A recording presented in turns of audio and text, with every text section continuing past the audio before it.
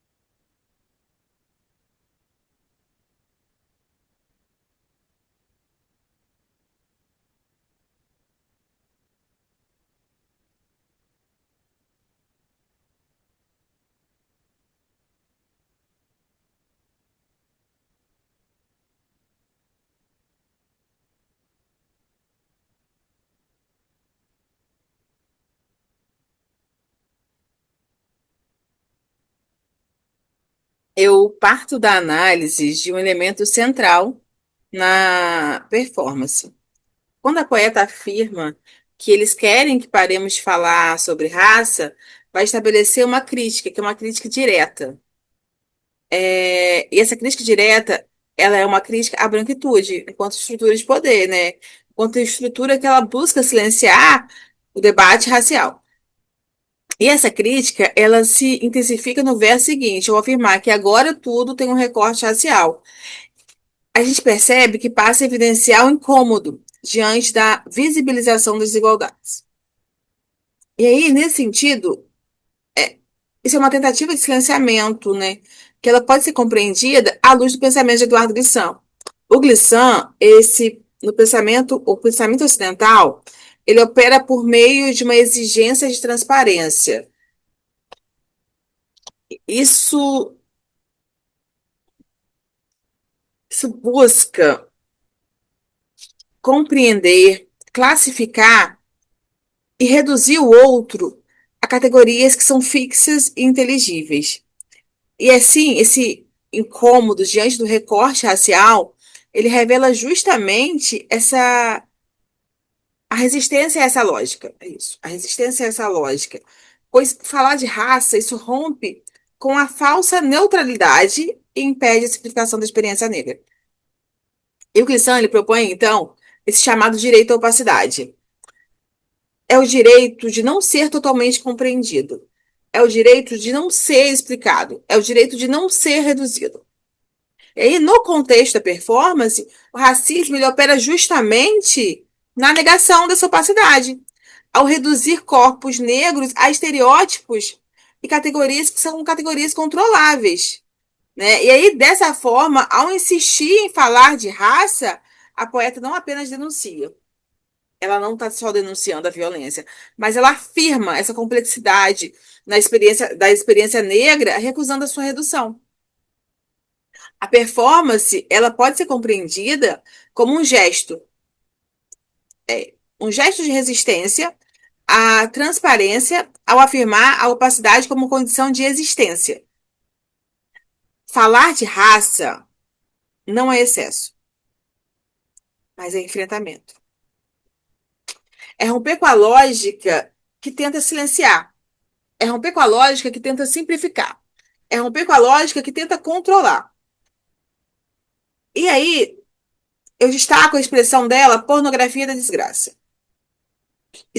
Essa pornografia da desgraça, ela está operando como uma hipérbole, ela está operando como uma metáfora crítica, e ali, ao intensificar a dor, a violência, a injustiça, a poeta ela não está só denunciando a existência do racismo, mas ela está denunciando a sua repetição e a sua banalização, essa banalização social.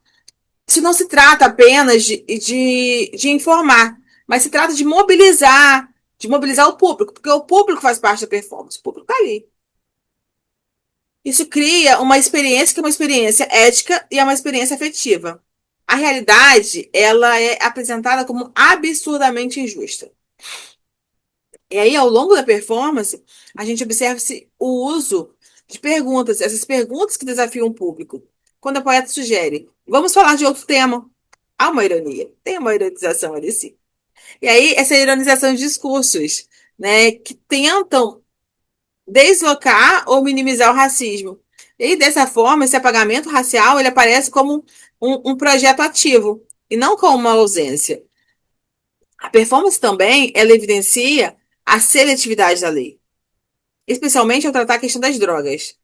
Determinados corpos são criminalizados, enquanto outros eles são tratados sobre a lógica da saúde ou da individualidade. Essa diferença ela revela uma lógica que é a lógica da necropolítica. E aí o Estado ele regula quem pode viver e quem pode morrer. E a gente sabe disso. E aí passa a evidenciar o caráter estrutural do racismo. E nesse sentido, a menção da doutora Vera Lúcia, ela incorpora um saber jurídico. Né? Esse saber jurídico é negro a essa performance. Ela cria uma tensão, ela tensiona a ideia de neutralidade e ela denuncia a impunidade, que é a impunidade seletiva. E aí a construção de antíteses reforça essa crítica. Enquanto jovens negros são criminalizados, práticas semelhantes são toleradas entre sujeitos brancos ali. Então, esse contraste evidencia essa desigualdade que é uma desigualdade estrutural, né? Essa percepção da injustiça. No plano da performance, a gente percebeu que ela fala muito rápido, extremamente rápido. Mas por quê, né? A rapidez da fala é fundamental. Ao falar quase sem respirar, a poeta ela cria um ritmo. E aí, ela criando um ritmo, ela cria um ritmo que é um ritmo de urgência, que materializa o esgotamento e a necessidade de ser ouvida. O corpo, ele deixa de ser urgência. Não, é que o corpo não deixa de ser urgência. O corpo ele deixa de ser apenas alvo da violência, mas ele se torna um instrumento de resistência. É isso. O corpo ele deixa de ser apenas alvo da violência, mas ele se transforma, né, ele se torna instrumento de resistência. E aí a voz ela ocupa um espaço, ela tensiona o silêncio e ela transforma a poesia em ação. O uso de estruturas como e se, né? Esse e se introduz paradoxos que exigem reflexão, e é uma reflexão que ela é crítica. A performance ela não oferece respostas simples, mas ela expõe a complexidade da opressão racial. E aí a gente percebe também, a ironia também aparece como estratégia de resistência, quando revela essa contradição ali da sociedade, que a sociedade considera excessiva a denúncia do racismo, tudo para vocês é racismo, né? Mas ela naturaliza a violência. E assim, a poeta está desmontando esses discursos, que são discursos dominantes, e ela evidencia sua hipocrisia. A performance, ela não se encerra na denúncia.